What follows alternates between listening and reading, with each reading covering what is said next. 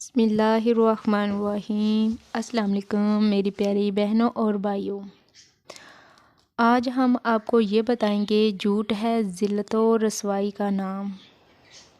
کہا جاتا ہے کہ جھوٹ کے کوئی پاؤں نہیں ہوتے۔ یہ درست ہے کہ جھوٹ کے پاؤں نہیں ہوتے، لیکن جھوٹ کی دوڑ بہت تیز ہوتی ہے۔ اس کی وجہ یہ ہے کہ جھوٹ سراسر شیطان کا ہتھیار ہے، اور شیطان اپنے ہتھیار کو ہر وقت تیز رکھتا ہے۔ جھوٹ ایک ایسا بیج ہے جسے اگر بو دیا جائے تو بہت سی مشرتی ناہمواری اور برائیاں جنم لیتی ہیں، جیسے کہ فراڈ، دھوکہ ہی، دوسروں کی حق تلفی، غیبت، چاپلوسی اور ایسے جتنے بھی الفاظ اور ان کا زہر جو ہماری زندگیوں کو متاثر کرتا ہے، سب جھوٹ کے ہی ہم محروم منت ہے۔ جھوٹ بولنے والے لوگوں کا کوئی خاص طبقہ نہیں ہوتا، کوئی خاص عمر نہیں ہوتی، اور نہ ہی کوئی خاص کسی انسان سے بولا جاتا ہے، بلکہ جھوٹ ایک ایسی عادت ہے جو ہم سب میں کسی نہ کسی طرح موجود ہوتی ہے۔ ہم سب، آپ اور میں، ہمارے رشتہ دار اور محلے دار کسی نہ کسی طرح اس برائی میں مبتلا ہیں۔ ہم بہت عام حالات میں بڑے ہی عام انداز میں جھوٹ بول جاتے ہیں، اور ہمیں اپنی کم علمی میں اس بات کا اندازہ بھی نہیں ہو پاتا۔ بہت سارے لوگوں کو میرے اس جملے سے اختلاف ہو سکتا ہے، لیکن میری یہ بحث ذرا آپ کی توجہ کی محتاج ہے۔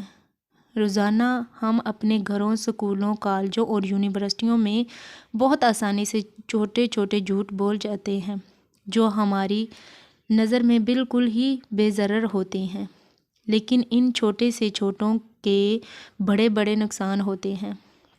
کسی کی زندگی تباہ ہو جاتی ہے، کسی کا گھر اجڑ جاتا ہے، کسی کی جان چلی جاتی ہے، یہ پھر کوئی اپنی زندگی سے ہاتھ دھو بیٹھتا ہے۔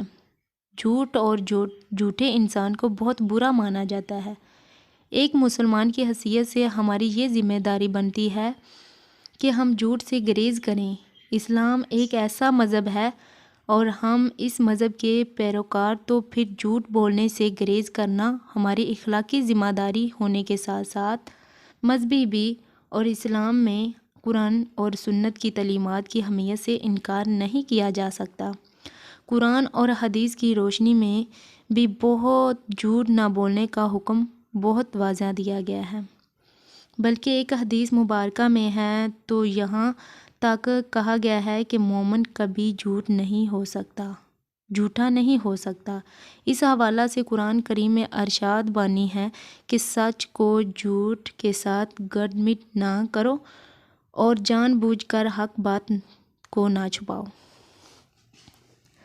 اسی طرح ایک اور مقام پر فرمایا گیا کہ بڑی خرابی ہو گئی ایسے شخص کے لیے جو جھوٹا ہو، نافرمان ہو۔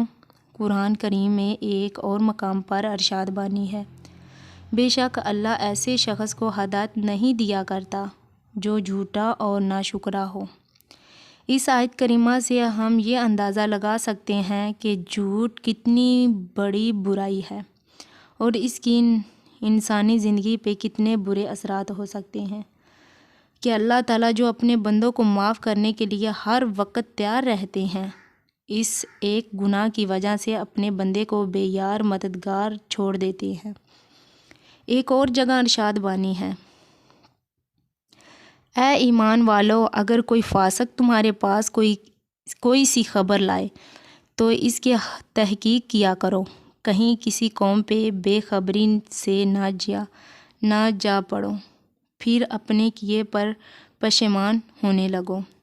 اس فرمان الہی میں انسانوں کے لیے بہت واضح ہدایت ہے کہ کسی قوم کو کسی فاسق کی کہیں بات پہ تکلیف نہیں دینی چاہیے، بلکہ ہر بات کی تصدیق بہت ضروری ہے۔ تصدیق کے بغیر کسی کو نقصان پہنچانا سختی سے منع ہے۔ اللہ کے حبیب صلی اللہ علیہ وآلہ وسلم نے بھی جو جھوٹ کو ایک برا عمل قرار دیا ہے۔ نبی پاک صلی اللہ علیہ وآلہ وسلم فرماتے ہیں، ابو ہریرہ روایت کرتے ہیں کہ رسول کریم صلی اللہ علیہ وآلہ وسلم نے فرمایا کہ منافق کی 3 پہچانیں ہیں۔